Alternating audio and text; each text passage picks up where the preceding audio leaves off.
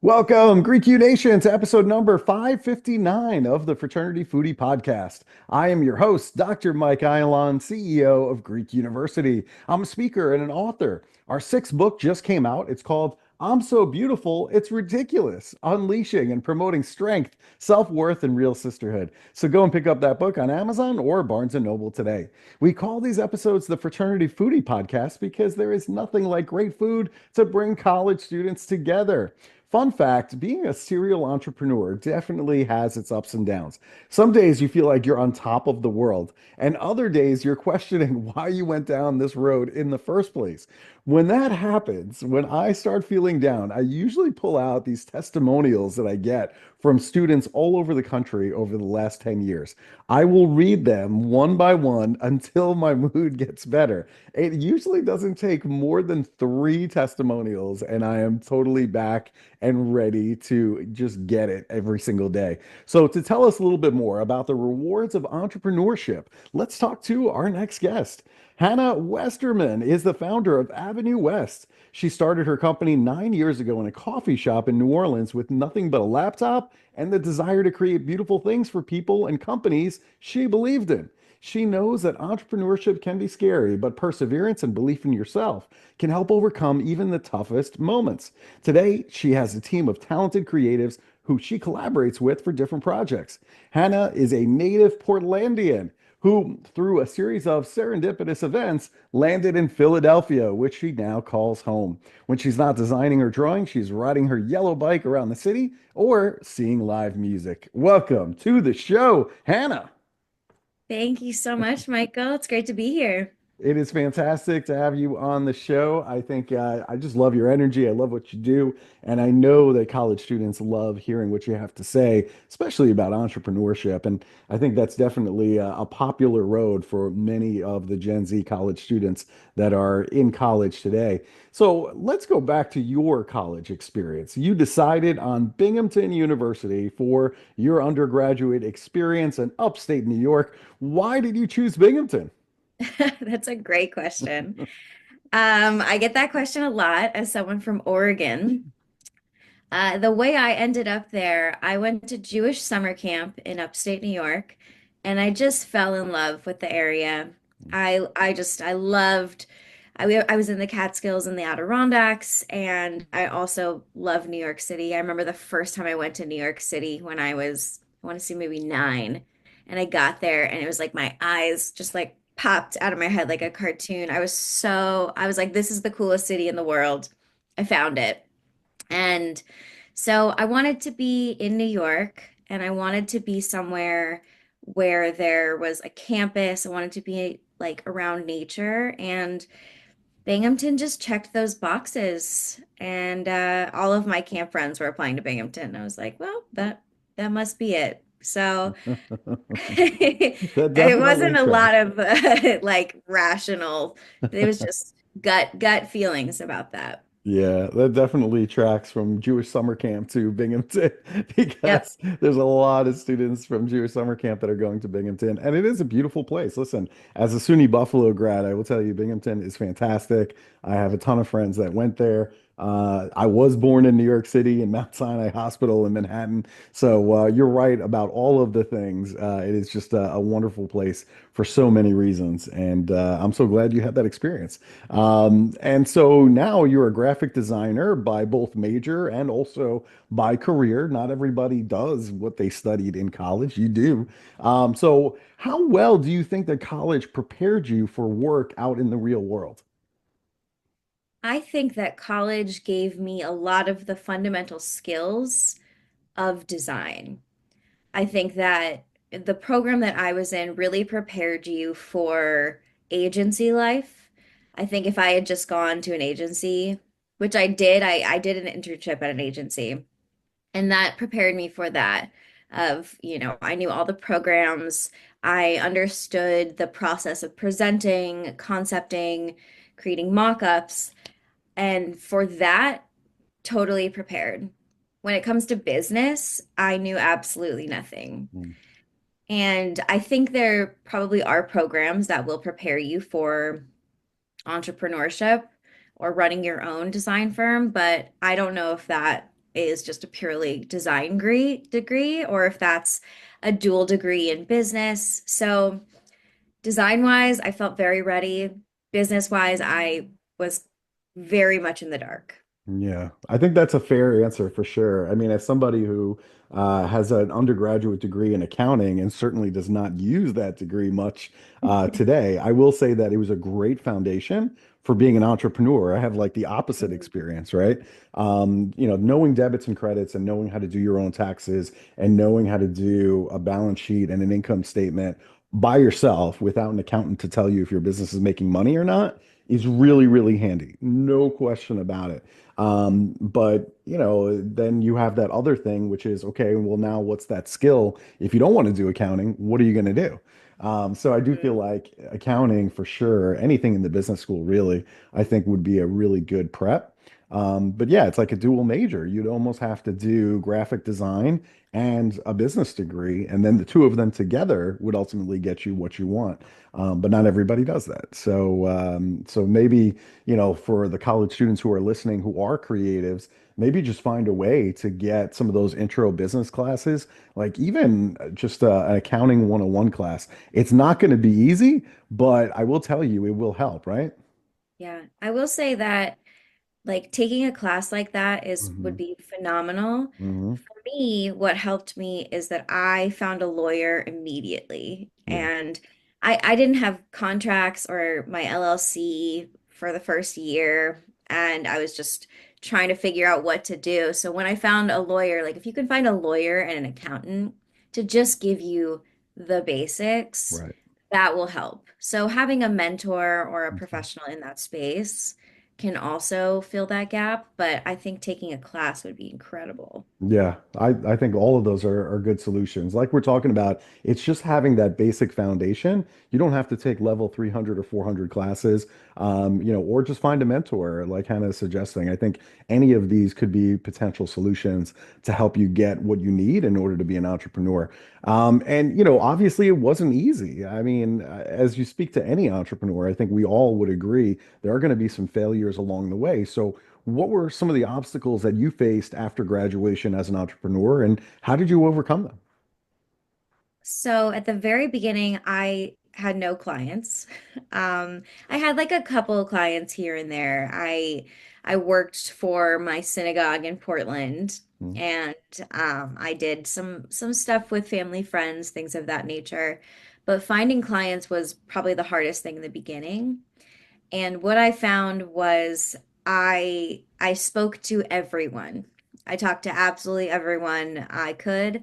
And I think the thing that really changed it for me is someone gave me this advice: when you move to a new city, pick a place, a coffee shop, a restaurant, a bookstore, whatever it is, and just go there every day. Become a regular because you'll meet all of the regulars. And so I picked this coffee shop when I moved to New Orleans. And within 6 months, I met my friends. I found clients. I became the graphic designer for the coffee shop. And I ended up basically turning the coffee shop into my office. I had like this little corner table by the windows, and I would just go there every day. And I just set up shop as if I worked there. And because of having this place and this network of regulars, my name started to circulate and I started to meet people who could be potential clients. And I found there was one day there were these two gentlemen sitting at a table and I was sitting next to them and I had nothing to do and I was just totally listening to their conversation. And one of them starts complaining that his graphic designer is so unreliable and he's so frustrated. And I just, politely said, "Excuse me, sir, I'm so sorry. I was eavesdropping. Um, I hear that you're frustrated with your graphic designer, and I'm a graphic designer and I'm very reliable. Would you like to talk about working together?" And, they looked at each other totally skeptical, and then they agreed to chat. And they ended up becoming one of my main clients while I was in New Orleans. So having that place to go where I could meet people on a regular basis was so important. And that's how I started to build a network. I love it. That is great advice. Really, really good. First time I heard something like that, but I think it's brilliant. I would also say look into like civic clubs too. Like if you want to think about Rotary as an example, Rotary has clubs, breakfast clubs, lunch clubs in just about every city in America, and they desperately want young people to join their club. I mean, they are desperate. So what I would say is just go and they'll actually buy you breakfast or lunch for free just for coming and checking out their club and go and meet people. And I will tell you, you will find the business leaders from all over town in that Rotary Club. I mean, it's like a who's who of that town, right? And that is a great, great way to start building up your client base because you'll instantly meet a ton of people that could be potential clients or just advocates for your business. And they do good work in the community too, which is wonderful that they do all kinds of community service work. So really, really good. And they usually have like a speaker that comes in once a week as well. So it's a total win. Go and check that out. So I love Hannah's advice too. I think it's brilliant. Really good stuff. Now, I know last week you spoke to a really talented group of design students at the University of Delaware about starting your business and becoming an entrepreneur. So, what advice do you have for college students who want to start their own business? Let's say they have a new product that they want to sell, or maybe they have a service like you that they want to bring to the masses. What's your advice? So my advice is to, it's a two-part thing, to not take things personally as you go through the world of trying to get new clients, new customers, and just continue to persevere. I know in the beginning there is a lot of rejection. Mm. You aren't going to get that job, you aren't going to get that project, that client. Someone's not going to want to buy your product because you're early in your process.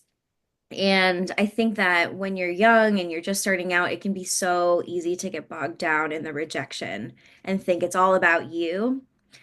But remembering it's not personal, and that every no that you get will get you closer to that yes. You will get bigger projects. Every door that closes, another door is going to open, and you just have to stick with it and remember why you're doing this. Yeah. That's fantastic advice. I mean, people, come to me, they want to be professional speakers all the time. And I will say this is that you really do have to persevere. You have to continue this thing for a long period of time. There's a ton of speakers that just never made it and never got their message out. They had important messages, but it just never got out because they just never stuck to it. They just gave up. And I will tell you, the first 6 months of the business was horrible. I mean, it was absolutely atrocious.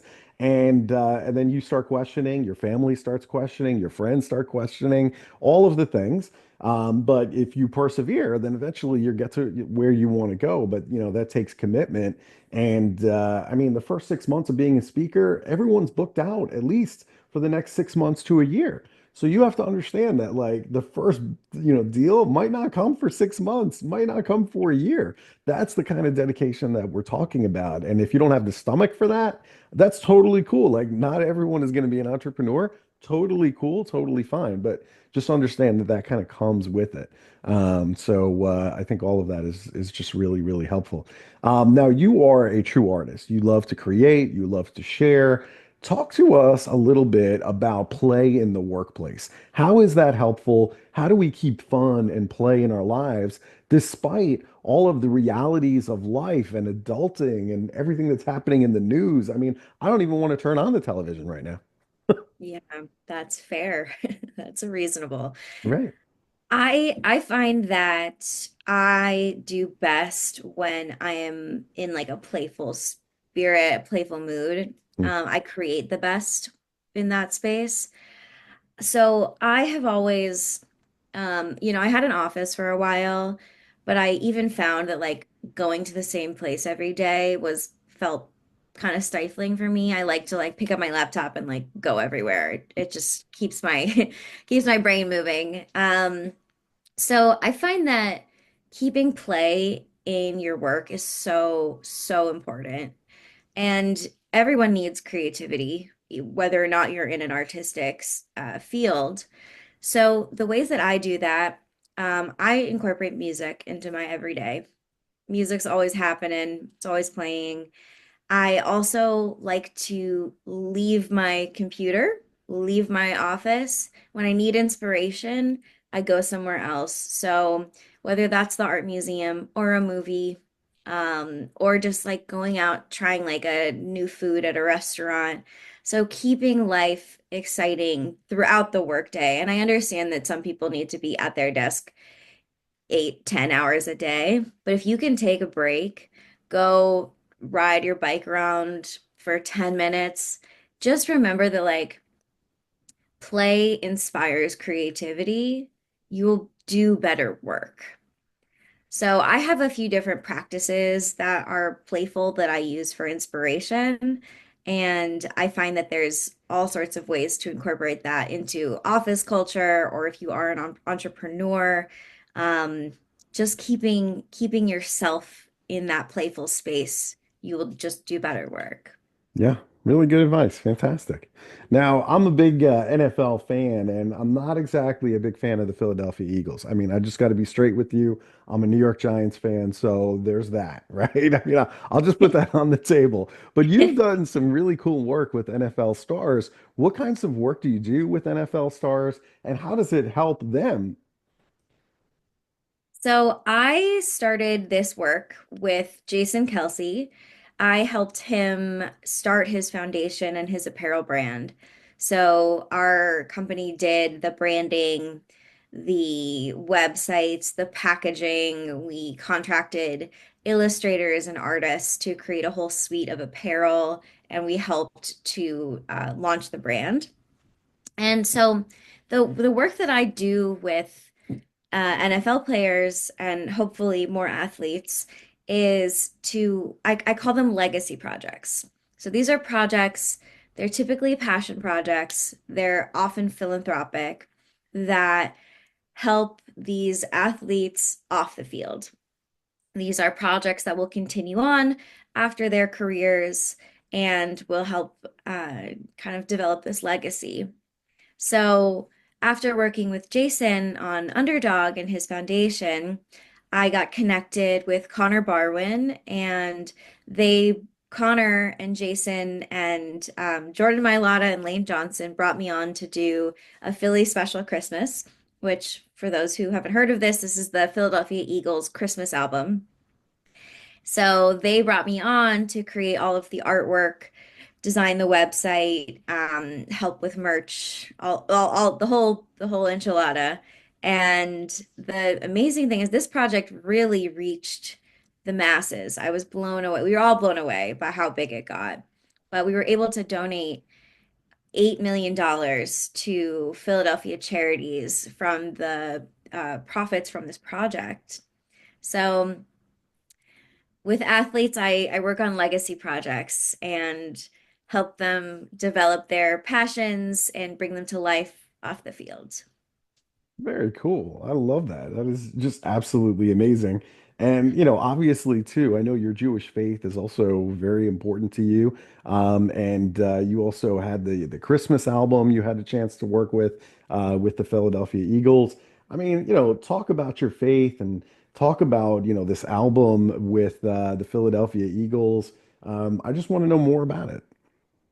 So, I'm continuing a long tradition of Jewish artists making Christmas music, art for Christmas. So many of the popular Christmas songs were written by Jewish people. And, I think in some ways, because of that, I feel excited about Christmas because I know that Jewish people have contributed to the, kind of pop culture of Christmas. Yeah. And I appreciate it. To be honest, I've celebrated Christmas once. I had an ex-boyfriend who was Christian, and that was my first experience with Christmas. And so doing this project, I got to learn so much about how Christmas is celebrated and what it means to people. So, and I also got to share my experience with Hanukkah. They did a Hanukkah song last year. I got to play dreidel with Howie Roseman, the GM of the Eagles. So, I think that the album has done a good job of bringing Jewish people into the fold of this Christmas world they've created. Yeah, that's fantastic. And now you can actually listen to the album around Christmas time and just feel good. I mean, that's a huge accomplishment, no doubt about it. I mean, I know for me living in New York around Christmas, the family just knew that it was time we were going to go and get Chinese food. Like that was like the only restaurant that was open, and that was like our tradition. We were getting Chinese food. It's like Every year. every year, and it And was you go like to the movie clockwork. theater. Yeah. And then maybe you eat Chinese food again. Right. Ah, Yeah. it's so funny. All right, well, listen, I mean, this has been like so much fun. I tell you, I've had a blast getting to know you and your business. I think this is all really, really cool. You know, one other thing I wanted to ask you about because I know you know a lot about photos and photography. What about all the photos that students are using on their Instagram accounts right now? Do you have any like tips in terms of high quality images? Because the students themselves, I mean, they're broke college students. I'm not so sure that they can afford necessarily a professional camera. How can they get really good, high quality images on their account so that way it really stands out? So I have two suggestions. First is find a photography student who's looking to build up their Mm, portfolio. hmm Um, Offer to get together a group of friends so they can start taking headshots, put that on their portfolio, or, buy him some beer, take him out for pizza, trade it up. But I think a student who is going into photography needs to build up their portfolio. So why don't you leverage, make it worthwhile for both of you? The second thing is that iPhones have great cameras. Go somewhere where there's nice lighting, a good background, portrait mode on the iPhone, and you should be good. Nice. All right. That's something that everybody can do. And we all know somebody who is, an amateur photographer wanting to build their portfolio. So find that student, whoever that student is, if they've got a Yes. good camera, just say, hey, listen, I want to help build up your portfolio. These are the shots we're looking for, and see if you can maybe, some beer or whatever, whatever it takes. That student might be really grateful for the opportunity. So really good stuff. This has been fantastic. Now, my weakness is really good food. Okay, that's kind of my deal. So the next time I happen to be in Philadelphia, which has absolutely wonderful food, or even Portland for that matter. I know you're big into Portland. Where should I be going for a great meal? Oh, what a great question. Um, I, my God, there's a thousand things coming to mind. I think Philly is one of the best food cities Yeah. I've ever experienced. I would say go to Kafar. hmm It's in Rittenhouse. It is an Israeli cafe. And honestly, everything they have there is delicious. But I would say that pastries are out of this world. Pistachio sticky buns. They also have a breakfast sandwich on like a Jerusalem bagel, which is like a long, skinny bagel. Um, that's phenomenal. Their salads, everything is delicious, and the vibe is so fun in there. It's like all pink tile with cool chandeliers. It's a total vibe. Get there early because you'll have to wait in line for a long time. That is great advice. I have not been there yet. I've heard that recommendation a few times from guests Mm. on the show, and I have not been there yet. So I have to make a mental note next time I'm in Philly. I will definitely go and check that out. And now all of a sudden I'm like craving falafel for some reason. I don't know. It's something about talking about my homeland. But anyway, that is a great tip, a great suggestion. So if our listeners, if they want to bring you in to speak on their college campus about entrepreneurship, and all of the ups and downs of starting your own business, where should they go to connect with you? So I would say email is always fantastic. Hannah at avenuewest.design. You can also follow us on Instagram at avenue underscore west. Um, and both ways are great to reach out.